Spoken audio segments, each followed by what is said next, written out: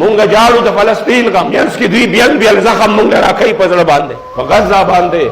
په رفح باندې هغه اختر را روان دی چې چرته به څاروي نه ذبح کي چرته به د مسلمانانو بچي د اختر په ورځ هم ذبح کېږي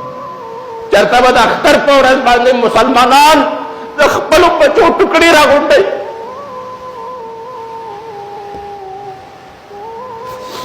وختي مې د یو صحافي انټرویو کته هغه صحافي فلسطینی دی وایي زمونږ یو بچی به د الله په حضور کې تاسو باندې شکایت کوي چې د مسلمانانو مونږ له کفن قدر راونه رسو چې مونږ پکې خپل بچي نغړلی وی او دفن کړی وی زمونږ یو بچی به تاسو باندې شکایت کوي چې د مسلمانانو زمونږ ماشوم بچي له یو فیډر قی راونه رسول او د هغې د وجې زمونږ ماشوم بچي لټې والې د لوږې نه مړ شو شهید شو زمونږ یو بچی به تاسو باندې د معاشر په ورځ شکایت کوي یو نیم ارب نه زیاتو باندې به شکایت کوي اټمي ملک والا باندې به شکایت کوي چې ستاسو موجودګۍ کې مونږ ته اوبه قدرې مړه ونه رسېدې د جهاد تمه خو مونږ تاسو نه کوله تاسو غوندې مردګان به او تاسو غوندې مړه به جهاد وکړي کم از کم زمونږ د زخمیانو لپاره مو یو پټی قدرې خو را رسولې وې دفن کړې خو به مو وې هغې وي دا جنګ خو زمونږ نه دی دا خو د ټول امت مسلمه جنګ دی په ایمان ووایه ما وي دې قوم ته ته لګیا یې چې کوم د میچ باره کې اوس هم غوسه دي میچ بایللی شوی دی په هغې باندې غوسې دي په هغې باندې یو عجیبه حالت دی ستا په وړاندې ستا د ماشومانو ټوکرې دي قسم په ذات د خدای په هغې کې پروا هم نشته په کومه ورځ چې ستا د فلسطین ماشومان په رفح کې ټوکړې ټوکړې په اسپتالونو کې پراته وو او ما هغه ورځ باندې په غټو غټو ګراونډونو کې سکرینونه لګېدلي وو او قوم لګیا و په ډولکو باندې مشغول د یوې چکې سره زه پرې د میچ په خپل ځای باندې و یو کور کې غم دی او خوا کې ګاونډي کور والا ډولکې راوړی دی دا به دا ګیله نه کوي چې غم کې را سره نشي شریکېدی ډولکې راته مه وهه وکه فلسطین ته نشي تللی که د فلسطین غم نشي ځان سره وړلی کم از کم ډولکي مه وهه ثقافتي میلې کېږي پنجاب کی ثقافتی میلہ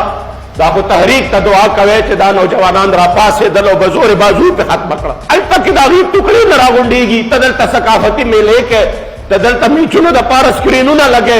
کم خوا لاړ غیرت الله پاک دې زمونږ په حال باندې رحم وکړي عزتمندو یو غم نه دی امت مسلمه ټول وجود زخمی دی ابسا اختري چې په کوم اختر کې زمونږ د فلسطین مظلومان د خپلو بچو وینې ځوې ګوري هغه به څه اختري چې په کوم اختر کې مونږ وینه تویو او په هغې کې دا فلسفه ده چې دا به د اسلام دپاره به زما وینه پکار شي نو زه به د هغې د تویولو نه ګریز نه کومه د اسلام دپاره خو وینه پکار ده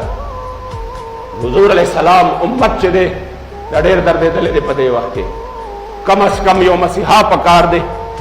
دومره خو دې کولی شو که نه زه نن هم وایم دي د بې غیرتۍ څادر لرې کړي دي د بې غیرتۍ دا څادر لرې کړي او زمونږ دا مشر دی دا 2 فوټه چوکه صرف داسې تاو کي او دې وایي چې زه د فلسطین تپوس کوم قسم درته خورم چې نن هم په هغې باندې امن راشي خو دا خو غلامان دي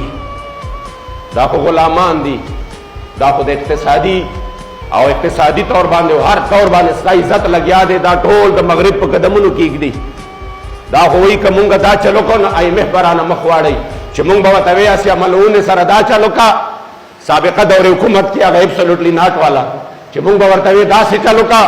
نوې نه فرانس خو یو د یورپي یونین رکن ملک دی هغه ته موږ سترګې خولی شو که یو سترګې را باندې راوویستې زمونږ اقتصاد به تباه برباد شي او دلته کې د هغه کارکون برید ته وایي وی امریکې ته به جواب ورکړو دا قسم دی دا زما په وړاندې خبرې دي مونږ ته وزیران ناست وی به نه یورپ به خفه شي یورپ به ناراضه شي دا موجوده چې دي د هغې نه باندې بې غیرته دي صرف د IMF دپاره ټول قوم عزت ګیروي ږدي نو په ایمان ووایه داسې ملک چلول ګران کار دی ماله جواب راکړې ګران کار دی دا خو به یو عام د کوڅې یو ماشوم به مو چلی په قرضو باندې او په قرضو کې هم څنګه چلی صرف د خپل ذات دپاره قرضې راوالې د خپلو عیاشو دپاره او د هغې زور د غریب نه په ټکسونو کې وباسي الله دې زموږ په حال باندې رحم وکړي او د دې بې حس او بې ضمیرو نه دې الله مونږ نور خلاص کړي په جمع باندې دعا وکړئ خدای پاکه زمونږ د فلسطین په مظلومانو باندې رحم وکړي خدای ته په خپل خصوصي کرم وکړي خدای پاک اسرائیل د خپل قهر او غضب په سپېړه ټوکړي ټوکړي کې دا ګوره یاد ساته د امت مسلمه جنگ دی که دلته کې خبره ختم شوه امت مسلمه ووایه چې مړ شو په دغې ورځ باندې خدای پاکه عظیم تر کامیابي ورله ورکړي